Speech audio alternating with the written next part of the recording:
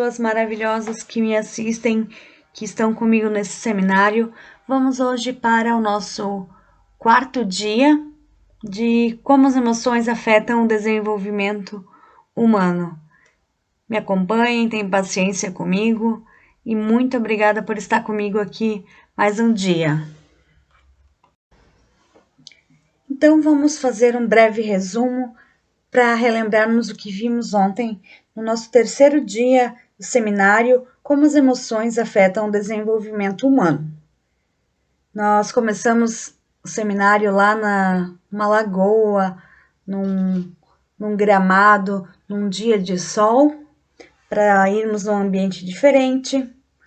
Aí começamos a ver já sobre a tecnologia, que para todo o ciclo da vida, a tecnologia está sempre progredindo, evoluindo, técnicas para mapear o cérebro, técnicas já dentro do útero, exames de bebê já são feitos e assim, sempre está tudo evoluindo nesse sentido para prevenir já doenças, para conhecer ainda mais o corpo humano e tudo o que faz influência positiva para vivermos uma vida mais saudável e melhor.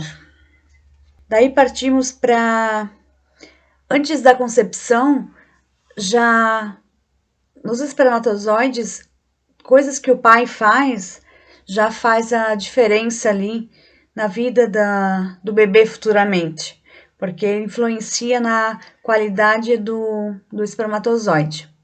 Daí vamos para a gestação. Na sequência, vimos uma imagem, um desenho, onde falamos um pouco sobre 5 níveis de influência ambiental que vai acontecendo sobre o indivíduo, do ambiente mais íntimo até uma dimensão mais longe, mas tudo isso vai contando, vai influenciando no desenvolvimento humano, portanto também vai influenciando na construção das emoções, como acontece também desse bebê. Vai afetando a mãe e afeta o bebê. Daí fomos para a inteligência, que ela também depende, em parte, claro, da estrutura do cérebro, do tamanho do cérebro, por isso que eu comecei falando dos exames, que eles estudam e vê tudo o que está acontecendo, tudo que está influenciando já desde a gestação e tudo mais. E a frase ali que eu mostrei para vocês fala que a experiência também conta. O ambiente enriquecido vai afetar muito o desenvolvimento e a expressão das capacidades inatas. Então, por isso que aqui a gente estamos fazendo um trabalho nós somos o ambiente dos nossos filhos, dos nossos educandos, na escola, é o lugar onde mais eles ficam, né, na maioria das vezes, ou em casa, ou na escola, ou na creche. Então, por isso o trabalho aqui, vocês podem notar que tem muitas estratégias práticas de nós fazermos, muitas orientações para nós ajudar nesse desenvolvimento dessa criança e ali para frente do adolescente. Daí eu quis mostrar para vocês a TPN, um transtorno da personalidade narcisista, que para nós olharmos para nós mesmos, ver se a gente está fazendo coisas dessas características, falamos um pouco sobre isso. Também mostrei um vídeo para melhor entendimento sobre esse assunto, e caso a gente identifique, tenha suspeita de ter esse transtorno ou outro, buscar ajuda médica, ajuda profissional, porque senão nós não vamos estar conseguindo influenciar positivamente os nossos educandos. Se nós ter um transtorno para tratar, precisamos tratar isso. Aí nasceu o bebezinho, vimos que já antes, na verdade, de nascer o bebezinho, todo o pré-natal, cuidado da gestante, vai ser coisas boas para o bebê, a gestante buscando estar bem, vai influenciar positivamente no bebê. Ela dando o seu melhor, vai dar o melhor para o bebê. o feto responde já à voz da mãe, desenvolve preferência por ela, ele vai se desenvolvendo muito rápido, em curto tempo, ele vai desenvolvendo habilidades da visão, da audição e muito mais ali dentro da barriga já, dentro do útero.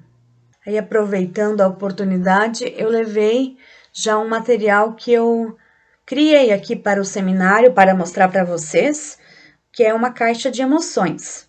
Daí eu já testei com a bebê e na sequência eu ensinei vocês. E falei mais sobre essa caixa de emoções e sobre o material potes de emoções, para incentivar vocês e em sala de aula, na creche ou em casa, também fazer coisas diferentes assim com o seu bebê, sua criança, para ter mais aproximação com ele.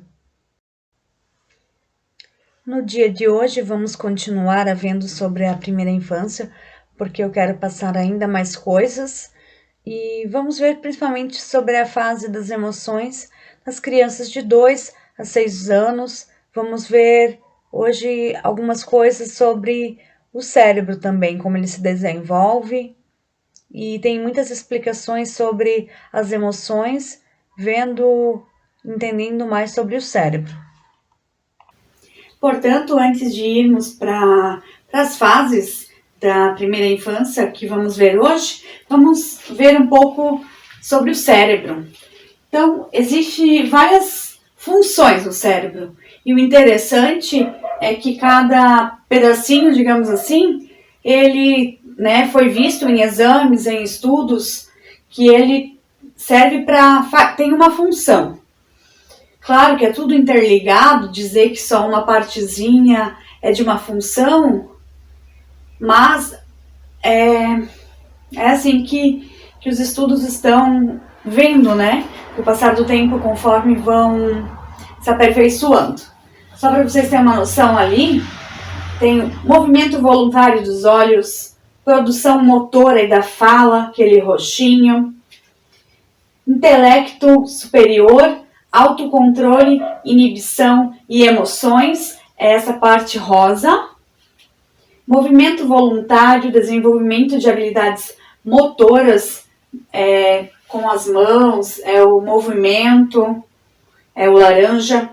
Sensação, compreensão da linguagem, ali o amarelinho.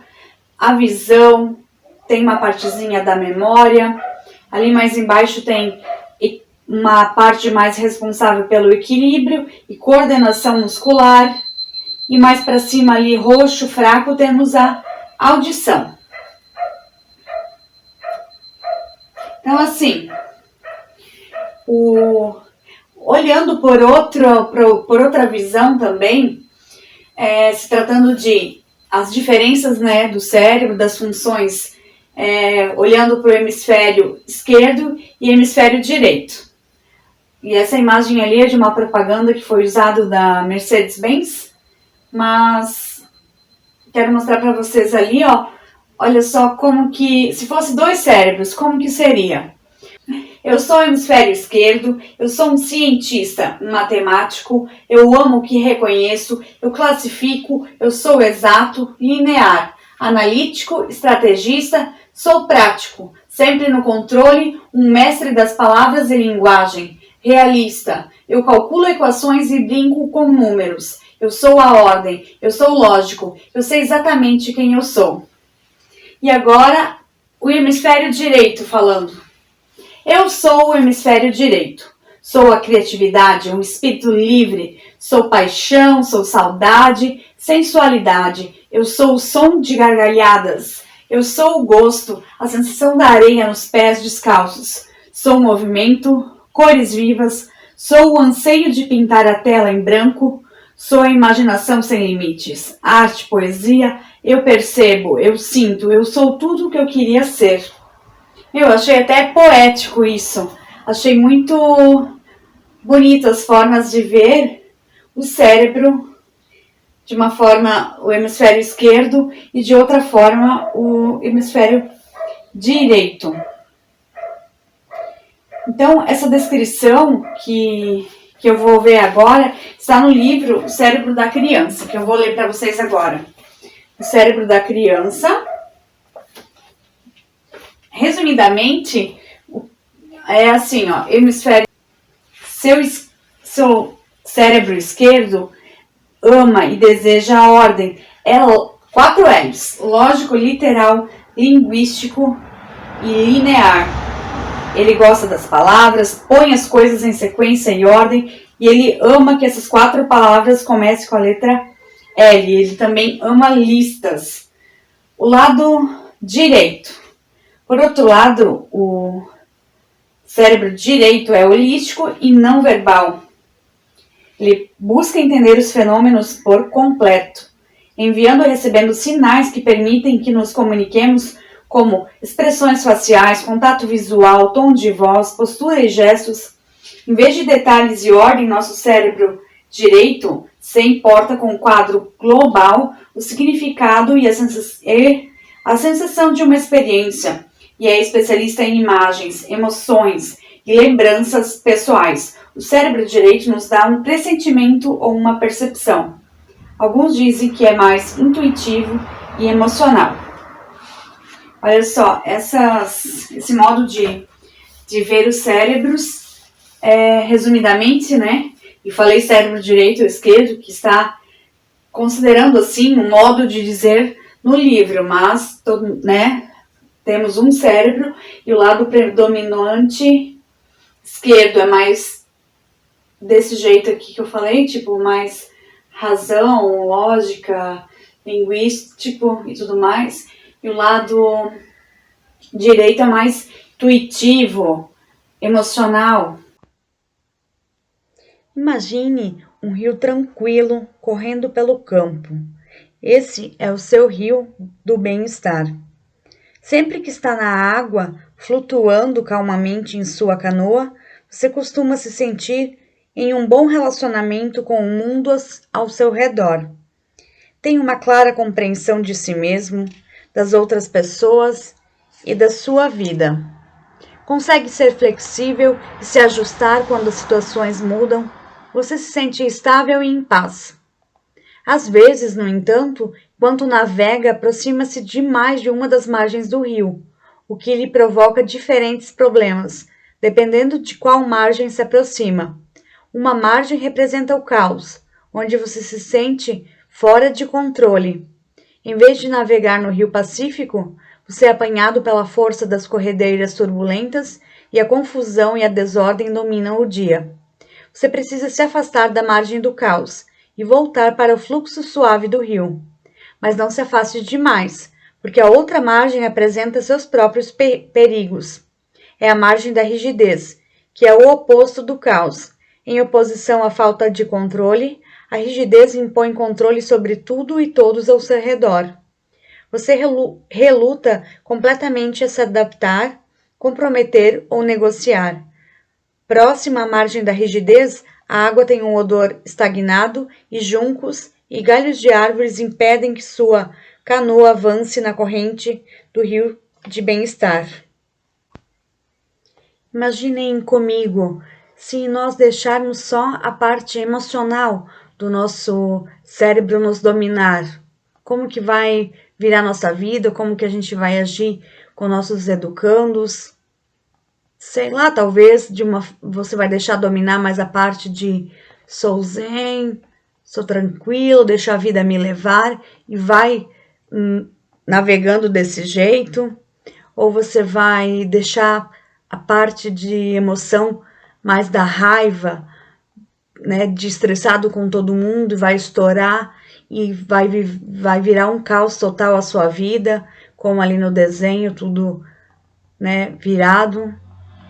E se nós deixarmos a parte da lógica, aquela parte linear, tipo da razão nos dominar, a gente vai ser o sabe tudo, vai ser...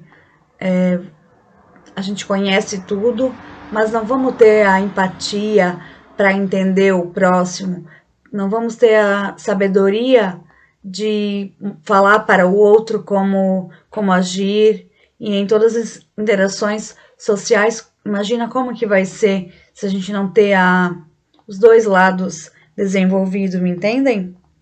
A harmonia disso vem da integração. E tudo isso se aplica também aos nossos filhos. Eles também estão igual em pequenas canoas, navegando em seus próprios rios do bem-estar, e estão aprendendo. Todos os desafios deles também devemos ajudá-los nessa navegação. Como nós pais, às vezes não conseguimos ficar no nosso fluxo do rio do bem-estar, a gente vai um pouco demais para o lado do emocional, um pouco demais para o lado do lógico. Nós também devemos buscar isso, de ficar no meio junto com nossos filhos. Digamos, se seu filho ou seu aluno de 3 anos não empresta o brinquedo, seu filho de 3 anos não empresta o brinquedo dele no parque, inflexível. Ele começa a chorar, berrar e atirar areia quando o novo amigo leva o barco embora? Confuso. O que você pode fazer é ajudá-lo a voltar para o leito do rio em um estado harmonioso que evita tanto a desordem quanto a rigidez. Então, achar esse ponto de equilíbrio, que é bem melhor, como estamos vendo aqui no seminário. E como podemos equilibrar, usarmos o cérebro como um todo, usar o cérebro inteiro? Precisamos da integração. A harmonia vem da integração. Para entender como podemos fazer isso, vamos ver ali sobre neuroplasticidade cerebral. E aqui no título do capítulo desse livro, A Neurociência das Emoções, tem como neuroplasticidade das emoções. Aí é só, aqui tem um exemplo. Imagine que uma pessoa, por uma causa qualquer, sofre um acidente que provoca uma lesão cerebral em áreas de menor complexidade. Por exemplo, em razão de um acidente de carro, há um impacto muito forte que agride as estruturas do lobo occipital, estrutura em nível cortical responsável pela visão. A pessoa terá um comprometimento de percepção de cores e começará a enxergar apenas em preto e branco, mas ainda consegue ver formas, objetos, pessoas, etc. Para essa pessoa, o fato de perceber cores pode levá-la a readaptar sua capacidade visual. Nesse exemplo, vocês podem ver que conforme os acontecimentos da nossa vida, o cérebro sempre tem essa plasticidade cerebral, ele se modifica conforme as situações que acontecem. Isso me lembra de uma vez que eu li de uma menina que perdeu a visão e ela ouve e reconhece um monte de sons, de pássaros principalmente. Ela conhece o nome tudo dos pássaros só de ouvir. Então, o cérebro dela, o cérebro de nós é assim, ele se adapta e ele se sobressai em algumas funções conforme nós usamos. Isso ocorre também com a memória, emoções, cognição, essa plasticidade cerebral. Esses exemplos mencionados mostram que a plasticidade cerebral é uma forma de readaptação do sistema nervoso diante de novas situações relacionadas ao aprender.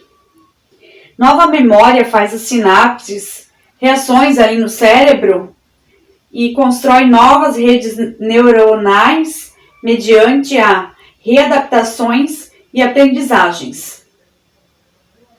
Então eu vou mostrar um vídeo para vocês entenderem melhor como que acontece isso dentro do cérebro da gente.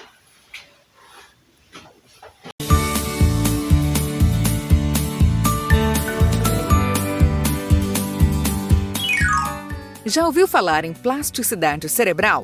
Bom, plasticidade cerebral é a capacidade que o seu cérebro tem de se remodelar ao longo da vida, em função das novas experiências pelas quais você passa. Quer saber como isso acontece? Dê uma olhada.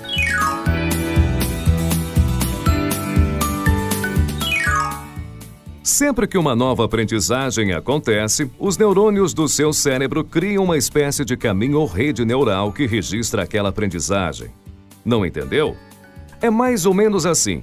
O seu cérebro está repleto de neurônios, cerca de 86 bilhões. Os neurônios são as células nervosas, elas captam informações, processam essa informação e passam adiante para outros neurônios. Quando você está aprendendo, alguns desses 86 bilhões de neurônios estão particularmente ativos, ocupados em registrar no seu cérebro aquela nova aprendizagem. E quanto mais você exercitar aquela aprendizagem, mais fortes ficam as ligações entre os neurônios que a registraram. Como uma estrada pela qual você passa várias vezes e deixa marcas cada vez mais fortes. Por isso é mais difícil de esquecer coisas que fazemos com frequência, pois as conexões entre os neurônios vinculados àquela aprendizagem específica são mais fortes. Aprendizagens com conexões fortes são fáceis de lembrar, já aprendizagens com conexões fracas são mais difíceis de recordar.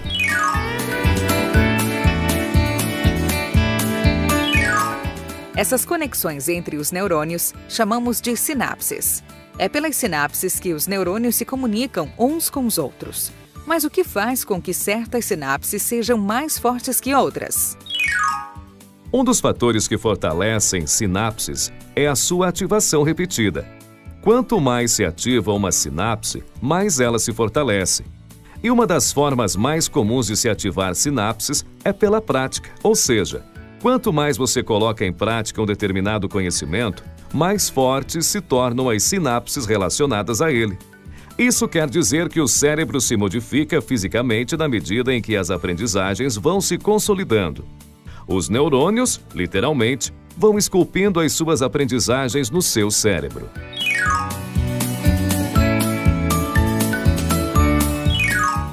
Se a prática fortalece certas sinapses, isso quer dizer que aprendizagens que se realizam apenas uma ou duas vezes e não são mais praticadas, não criam conexões fortes entre os neurônios. Logo, esse conhecimento que não é reativado se apoia em conexões fracas, conexões difíceis de se sustentar no cérebro, conexões que podem simplesmente desaparecer e dar lugar a outras. Isso faz parte da vida.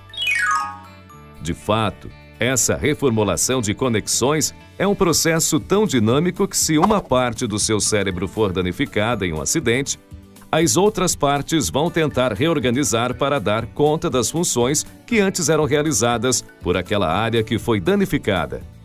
Nem sempre o cérebro consegue ter sucesso pleno nesse sentido, mas há casos muito interessantes na literatura médica. Essa capacidade de aprendizagem e de remodelação constantes é o que chamamos de plasticidade cerebral ou plasticidade sináptica.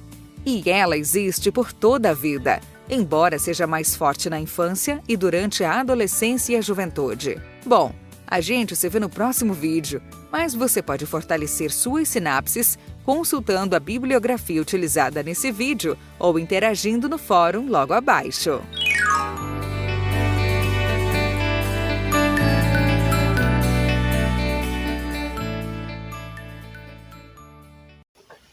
Então, assim, olha só quantas coisas que estão ocorrendo, né? Toda a vida esse aprendizado no cérebro humano. E as emoções são essenciais ao processo cognitivo e às expressões corporais. Isto é, a ligação entre elas é intrínseca. Assim, quando uma nova aprendizagem é provocada mediante a estimulação em nível emocional, ela desencadeia alterações de processos cognitivos e, consequentemente, mudanças no corpo humano, como batimentos cardíacos, respiração, o que ocasiona novos meios do aprender por meio das emoções. Então, qual será o nosso objetivo como educadores para conseguir essa integração de usar o cérebro inteiro, né? Isso tudo tem a ver, a gente conseguir usar esse cérebro inteiro, a gente ensinar nossos educandos a usar o cérebro inteiro, vai fazer ter a saúde emocional, que é o nosso principal tema, né, aqui. Então, a saúde, nosso objetivo é integrar, com isso vamos conseguir a saúde mental, que é igual ao fluxo harmonioso entre esses dois extremos. Quero falar um pouco mais sobre esse livro, O Cérebro da Criança, e nele, além dessa primeira colocação de cérebro que eu mostrei para vocês do lado direito, do lado esquerdo, tem também uma escadaria da mente. Vamos imaginar que nossa cabeça ali, nós temos dois cérebros, um no andar de baixo e no andar de cima, igual numa casa com 2 andares. Os cientistas dizem que essas partes mais baixas do cérebro são mais primitivas, porque são responsáveis por funções básicas como respirar e piscar, por reações inatas e impulsos como lutar e fugir, e por fortes emoções como sentir medo, raiva. É onde normalmente encontramos a cozinha, a sala de jantar, o banheiro e assim por diante. A gente encontra na parte de baixo da casa as necessidades básicas para atender a família. E o seu cérebro do andar de cima é completamente diferente. Mais básico, é mais evoluído e pode dar-lhe uma perspectiva mais completa do mundo. Pode imaginá-lo como um gabinete iluminado no segundo andar de uma biblioteca repleta de janelas e clarabóias que lhe permitem ver tudo com mais clareza. É onde ocorrem os processos mentais mais complicados, mais complexos, como pensar, imaginar, planejar. Enquanto o cérebro do andar de baixo é primitivo, é básico, o andar de cima é altamente sofisticado, controlando parte de seus importantes pensamentos analíticos e mais complexos. E por causa dessa sua sofisticação e complexidade, é responsável por produzir muitas das características que esperamos ver em nossos filhos, como tomada de decisão e planejamento de qualidade, controle sobre as emoções e o corpo, autocompreensão, empatia, moralidade. Uma criança cujo cérebro do andar de cima funciona adequadamente demonstrará alguma das características mais importantes de um ser humano maduro, saudável.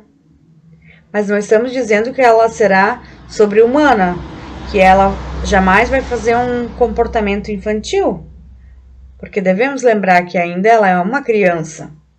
Porém, ajudá-la a desenvolver esse controle sobre as emoções, pensar nas consequências, refletir sobre as ações dela, vai ajudar a desenvolver mais isso nela, para sobreviver no dia a dia, para ela hoje já ter as habilidades melhor emocionais, como a gente falou lá no dia 1 sobre inteligência emocional, para ela desenvolver mais isso.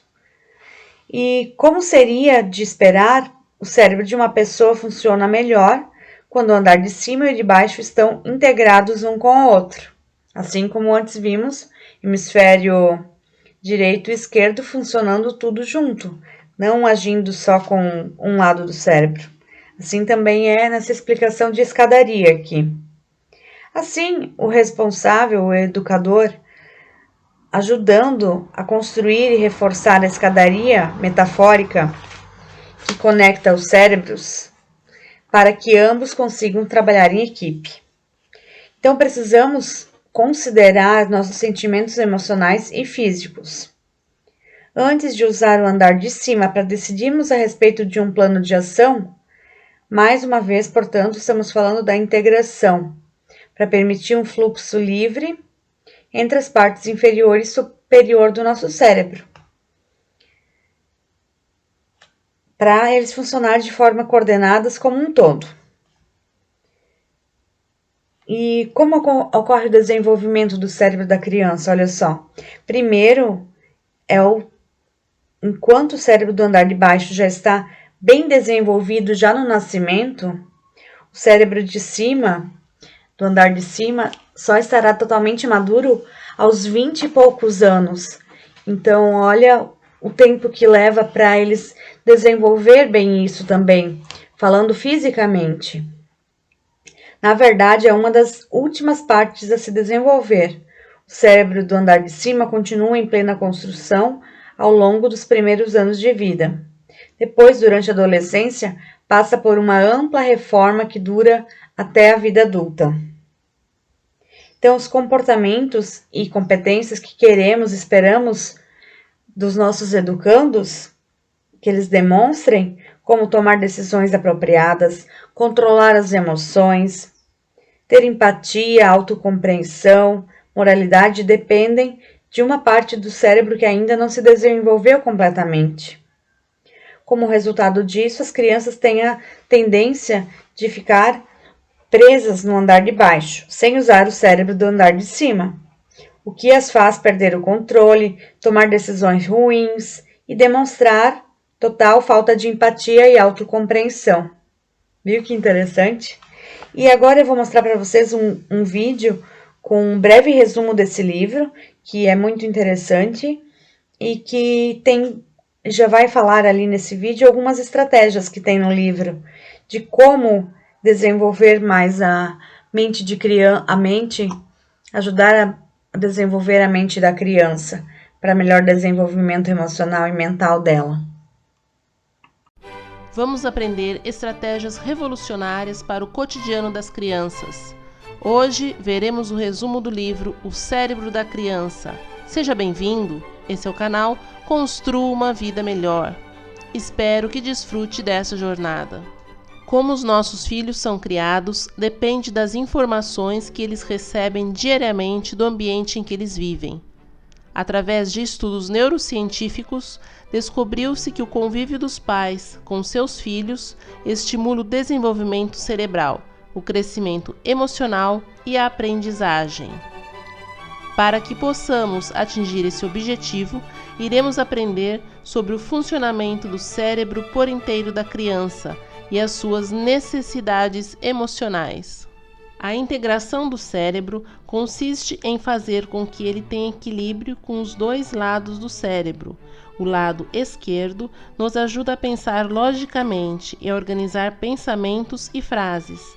O lado direito a sentir as emoções e a ler sinais não verbais.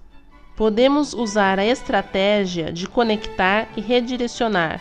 Quando, por exemplo, uma criança não está com sono e fica inventando desculpas para não dormir, sua mãe pode tentar descobrir o motivo se colocando no lugar da criança, conversando e sugerindo novas ideias para o dia seguinte e colocando para dormir novamente. Outra estratégia muito importante é nomear para disciplinar, contando histórias para acalmar as grandes emoções, pois quando as crianças contam para os seus pais as situações dolorosas em que vivenciaram, elas começam a compreender os acontecimentos, favorecendo a integração. Para que uma história tenha sentido, os dois lados do cérebro estão atuando, pois o lado esquerdo é responsável pela lógica, colocando as palavras e os acontecimentos em ordem, e o lado direito responsável pelas emoções. Instrua seus filhos a tornarem explícitas as memórias implícitas, ou seja, quando sentirem uma onda de raiva, chateação e sentimentos ruins, eles devem falar sobre suas emoções. Seus pais podem ajudar, através de perguntas e fazendo com que eles exteriorizem seus sentimentos, colocando os dois lados do cérebro para trabalharem. Agora vamos aprender sobre o cérebro do andar de cima e o cérebro do andar de baixo. O cérebro do andar de cima, que é a região atrás da testa, é responsável pelos pensamentos, planejamentos e a imaginação. O cérebro do andar de baixo abrange a região de cima do pescoço, até mais ou menos a ponta do nariz, que é responsável pelas funções de respirar, piscar, lutar, fugir, raiva e medo. Enquanto o cérebro do andar de baixo está formado desde o nascimento, o cérebro do andar de cima só estará maduro com 20 e poucos anos de idade.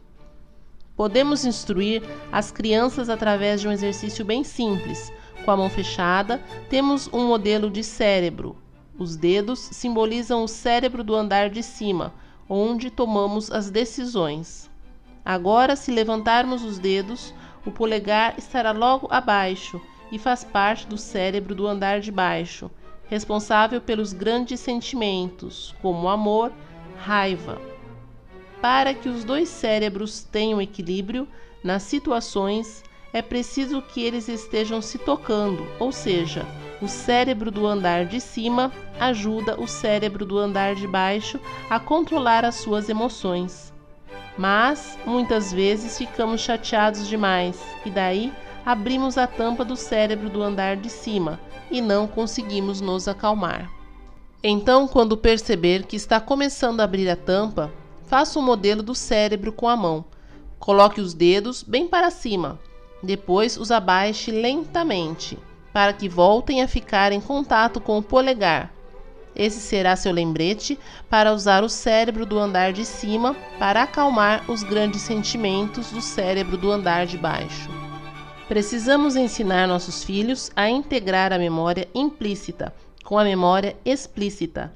A memória implícita é a memória que nos permite lembrar dos acontecimentos e experiências, sem termos consciência que estamos lembrando. A memória explícita é uma recordação consciente de uma experiência passada. Alguns acontecimentos da vida e experiências dolorosas, como torcer o tornozelo ou perder alguém que amamos, ficam armazenadas no nosso cérebro e começam a nos influenciar sem termos consciência. Dessa forma, é fundamental conversar, fazer perguntas com a criança para que ela exteriorize esses fatos e conte suas experiências, estimulando ela a integrar as memórias. As lembranças podem ser colocadas em um diário ou criar um livro de memórias, onde são registrados os acontecimentos do dia a dia. As crianças podem utilizar a escrita, desenhos e fotos, estimulando assim a integração das memórias e recordando futuramente. Outra forma de compreendermos a nossa própria mente é através da visão mental que temos perante as situações. A roda da consciência irá ajudar a organizar melhor os pensamentos e sentimentos e a integrar todas as suas partes, mantendo em equilíbrio com o eixo. Precisamos ajudar as crianças a entenderem que as emoções são sentimentos passageiros, duram em média 90 segundos, ou seja, não ficarão tristes ou com raiva para sempre, e que os sentimentos vêm e vão. Podem prestar atenção nas sensações físicas e terem noção do que está acontecendo com o seu corpo, como quando estão nervosas ou tristes. Podem aprender a relaxar, pensar na respiração entrando e saindo, mesmo com os olhos abertos, e se acalmarem sozinhas. Mais um exercício de visão mental que pode ser feito é por meio de visualizações. Quando a criança está ansiosa ou com medo ou sem sono, pode ser ensinado a visualização de um lugar em que ela se sinta calma e tranquila, como, por exemplo, flutuar em uma boia na piscina ou balançar em uma rede. Algumas crianças são tímidas e descobriu-se que, em grande parte, a timidez é genética, ou seja, está presente desde o nascimento. Mas a forma como as crianças são criadas podem influenciar o temperamento inato e moldado geneticamente. Podemos ajudar os nossos filhos a interagirem e a terem um convívio social, propiciando momentos para que eles se desenvolvam. Podemos mudar também o estado mental da criança através da diversão familiar, como jogar jogos de tabuleiro, contar piadas, fazer jogos de improvisação, demonstrar interesse pelo que as crianças gostam, colocar os irmãos para brincarem juntos e ter bom relacionamento com os filhos. Portanto, podemos moldar a mente dos nossos filhos e influenciar positivamente o seu futuro, através de exercícios, visualizações e muito diálogo, ajudando-os a enfrentar seus medos e desafios, estando sempre presente na vida deles. E lembre-se de se inscrever no canal e ativar o sininho para receber as notificações do canal Construa uma Vida Melhor. Agora eu vou mostrar para vocês a parte de como acontece o desenvolvimento emocional das crianças de entre 2 até uns 6 anos. Em média, é assim que ocorre algumas partes das emoções delas se desenvolvem. Dos 30 aos 36 meses, demonstra uma crescente capacidade de ler as emoções ou entender as emoções, os estados mentais e as intenções dos outros. Surtos de 3 a 4 anos, tem os surtos de negativismo, são comuns os acessos de raiva e a percepção do orgulho e da vergonha é pouco explícita.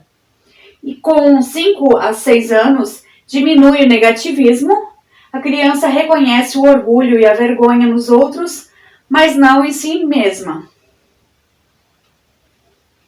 As competências sociais e o desenvolvimento da linguagem contribuem para o entendimento dos pensamentos e das emoções.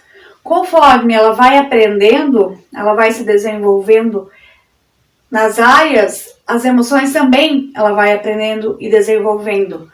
E a gente participando ativamente, nós vamos ajudando ela a aprender essa autorregulação ali para ela usar o cérebro inteiro.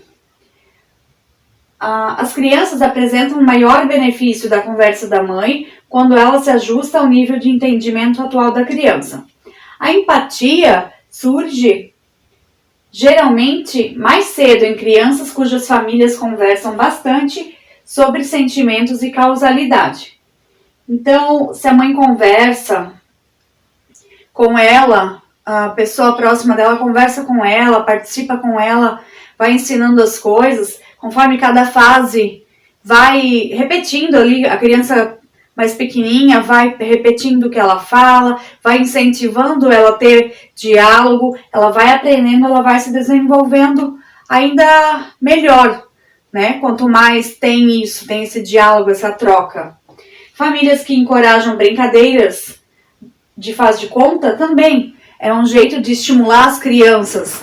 Brincadeira na infância é coisa séria, eu já li essa frase, porque ali elas são livres, né, para brincar, é a fase delas mesmo de aproveitar, e elas brincam de desempenhar papéis, de imitar o pai, imitar a mãe, então tudo isso ela vai estar desenvolvendo. Tem crianças também que têm um amigo imaginário, que elas conversam, ali elas criam um amigo imaginário que por alguns anos, então também são coisas que acontecem, que normais, digamos assim, do desenvolvimento das crianças. E a socialização, que contribui tanto para o aprendizado das emoções, elas podem ser e são no dia a dia, na sua realidade, com o que você tem. Você envolve ali a criança e nem sempre precisa parar um momento especial para fazer uma conversa sobre isso. Mas isso, na verdade, é no dia a dia. No acordar, no levantar, no deitar, no banho da criança. Quando você, digamos, buscou a criança na creche ou na babá e traz para casa, você vai fazer um alimento ali para vocês comer, envolver ela junto, ficar ali com ela, mesmo que é um bebê, traz no carrinho, naquele momento, ou no cercadinho do bebê, ou quando é maior já ela ajuda ali a preparar alguma coisa, preparar a mesa de repente, e já nisso vão conversando como que foi o dia, e tudo isso influencia muito no desenvolvimento da criança. Até me lembra de um momento, uma vez, que eu toda a vida cuidei de crianças praticamente. E uma vez eu com umas 2, 3 crianças que estavam comigo, entre 6 e 7 anos, 5 a 7 anos, a gente foi fazer um bolo juntas e eles quebraram ovo, mexiam, ficavam todos empolgados, todo animado fazendo aquilo ali junto comigo, me ajudando. Depois daí eu assei o bolo, daí a gente comeu e assim, coisas simples da vida que fazem a diferença. E aqui também foi um momento que a gente fez uma horta sustentável. Até um menino que participou junto também, tinham 6 ou 7 anos e ele sabe muito sobre plantações e ele que nos ensinou tem que colocar pedrinha no pote, depois tem que colocar areia, depois tem que colocar uma terra mais adubada, daí coloca sementinhas. Ele tem muito isso na casa dele, desenvolvido, ele gosta muito disso, então ele que nos ensinou. Então essa troca, esse incentivo quando a criança tem aquelas, lembra que eu falei das inteligências múltiplas? Incentivar ainda mais ela naquilo e também, claro, naquelas que ela não tem tão desenvolvida e precisa desenvolver. E assim, além de todos esses benefícios que a gente pode ter fazendo essas coisas simples da vida junto com as crianças, aqui eu digo em casa, pode ser essas coisas, né? Ou até a professora ou a cuidadora da creche, também envolver elas numa coisa assim, uma coisa diferente. Isso envolve coordenação motora, sensorial, envolve o cheiro, o toque, envolve muitas coisas. Por isso que as crianças gostam tanto. E aqui nesse slide eu coloquei para vocês que além desse todo desenvolvimento que eu falei para vocês, que acontece, também vai ter um ambiente de estudo, de pesquisa, de prática. Você pode fazer ali, que nem principalmente agora falando para a professora, se ela está numa aula de matemática, ela pode, vamos contar quantos potes nós vamos plantar, quantas sementes vai em cada pote. E assim, olha só, vai fazendo contas de matemática plantando. Dá para, sabe, com criatividade, pensando um pouco, buscando na internet também ideias, a gente consegue inventar coisas diferentes também para usar e levar para a sala de aula, para a escola. Então, há outros benefícios. Com a colheita e preparo de alimentos da horta, fornece vitaminas e minerais importantes para a saúde, usa de várias sensações para melhor aprendizagem. Plantas bem cuidadas fazem com que o ambiente fique muito mais lindo. Sensibiliza e conscientiza que a vida depende do ambiente e o ambiente depende de cada cidadão deste planeta. E também ajuda no desenvolvimento de habilidades específicas, como naturalista, ou ali eu botei um exemplo, ensino de ciências e tudo mais. E a criança vai aprendendo e você vai desfrutando dessa presença da criança com alegria, ensinando com todo amor e respeito para ela.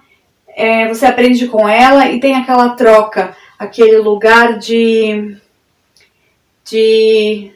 aprendizado mesmo. Aqui é lidando com os terríveis 2 anos. Tem uma fase ali da criança que eles comparam também como a adolescência do bebê, que é os 2 anos, 1 ano e meio, até uns 3, 4 anos, na verdade, tem coisas muito afloradas, assim, digamos, nas emoções das crianças. Então aqui tem algumas dicas, orientações de como melhorar esse comportamento da criança, ajudar ela nessa fase de desenvolvimento. Lembra que eu li lá atrás que tem a fase do negativismo? Então, sempre tem orientações que servem para essa idade e também, na verdade, elas vão orientar outras fases também, né? Não fica limitado só a essa fase. Olha só, seja flexível, conheça os ritmos naturais da criança, o que ela gosta, o que ela não gosta. Imagine que você é um porto seguro, com limites seguros, a partir do qual a criança pode descobrir um mundo em qual ela pode retornar em busca de apoio. Faça do lar um ambiente favorável à criança, objetos, lugar com segurança para ela. Evite punição física, geralmente é ineficaz e pode até levar a criança a causar mais estragos. Jamais agir com a criança, você, no momento de emoção, de raiva, né? Você vai poder machucar a criança, fazer alguma coisa que não vai ajudar em nada, vai estar prejudicando. Ofereça uma opção, mesmo que seja limitada, para dar à criança algum controle. Você prefere tomar seu banho agora ou depois de lermos um livro? No caso, conversando com ela, muitas vezes, dando opção para ela também desenvolver já uma autonomia de escolha. Não é só porque é mãe, pai, a gente tem que ser tudo também do nosso jeito. Claro que eu acho que ali para frente já vai ter sobre limite, autoridade também, mas não também tratar eles como se fosse eu sou a chefona e você tem que obedecer num tom de autoritarismo. Lembra que a gente viu também sobre os pais, as pessoas narcisistas? Seja coerente ao fazer, cumprir o que é necessário, ficar ameaçando, falando coisas que, eu vou, por exemplo, não vou deixar tu assistir mais televisão, hoje não vai ter nenhum momento de televisão, porque você fez tal coisa e depois não cumpre, fica sempre falando. Ele vai vendo que, ele vai testando teus limites, ele, a criança, ela, vai testando teus limites e vendo que você só fala e não cumpre nada. Sabe, as crianças são bem ligeiras. Só interrompa uma atividade se for absolutamente necessário. Procure esperar até que a atenção da criança tenha se desviado. Se tiver de interromper, avise antes. Daqui a pouco teremos que sair do parquinho. Você fazer isso, eu lembro que eu fazia muito isso com as crianças, ajuda bastante. Elas já ficam, daqui 5 minutos a gente já vai embora, a gente já vai para casa. Elas já colocam na mente que daqui a pouco elas já ficam mais tranquilas para realmente depois ir para casa, sabe? Elas não ficam tipo, naquele dia eu quero brincar mais e não sei o que. Então aqui tem mais também as sugestões. Eu vou lendo mais rapidinho para vocês, mas vocês podem pausar e ler com calma. Sugira atividades alternativas quando o comportamento torna-se censurável. Por exemplo, quando Arthur estiver jogando areia no rosto da Keiko, diga: olha, não tem ninguém no balanço agora, vamos lá que eu te empurro. Tirar ela daquela situação ali e chamar ela para outra situação, para evitar conflito.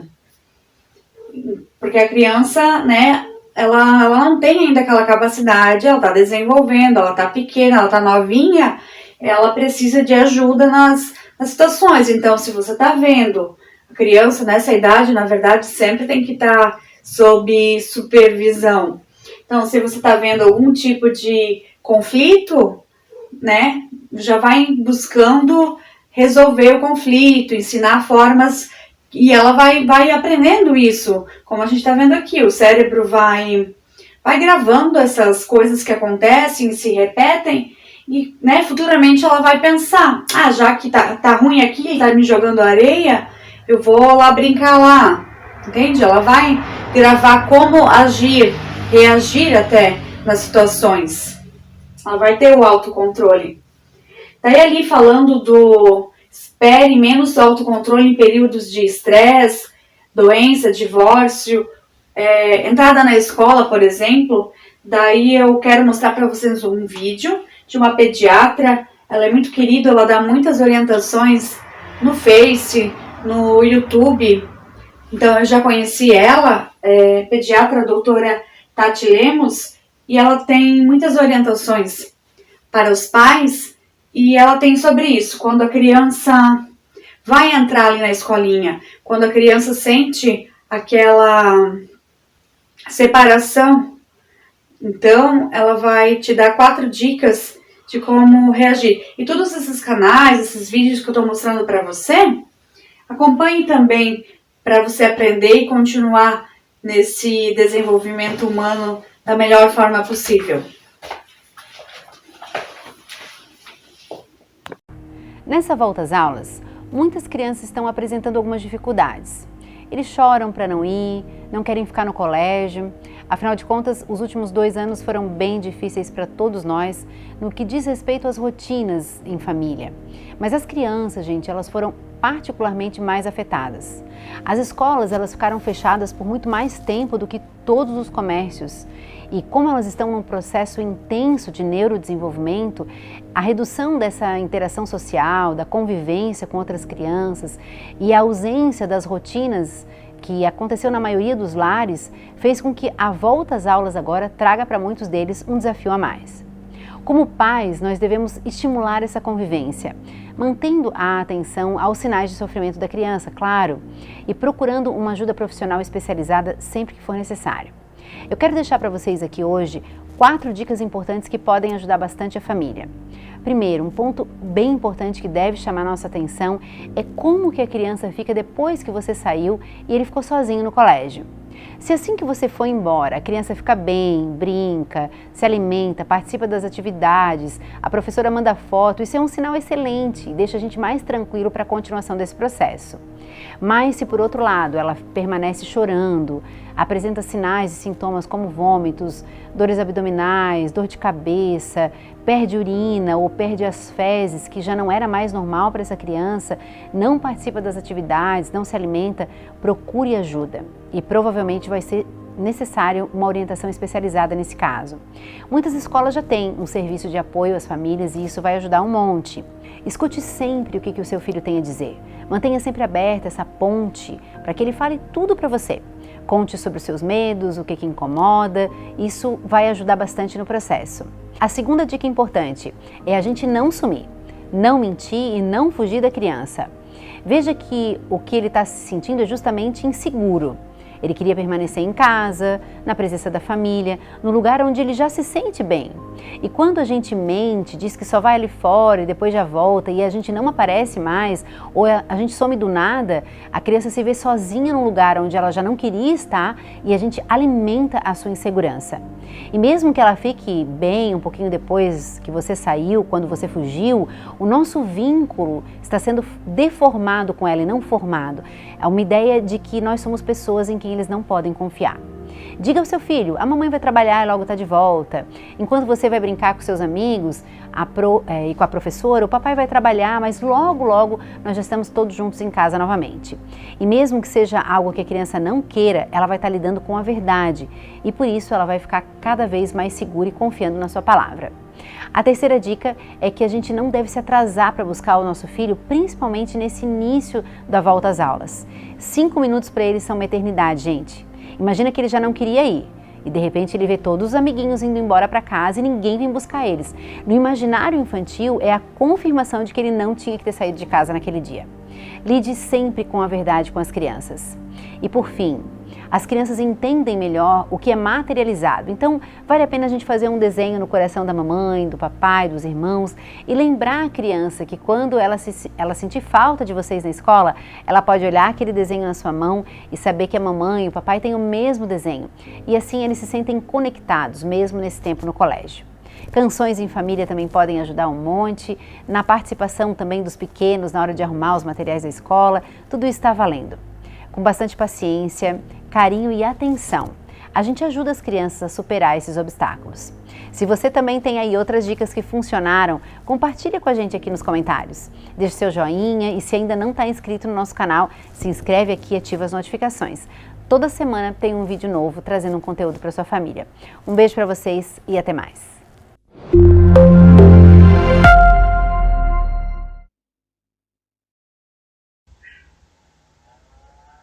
Viram quantas informações e orientações maravilhosas ela passou nesse vídeo?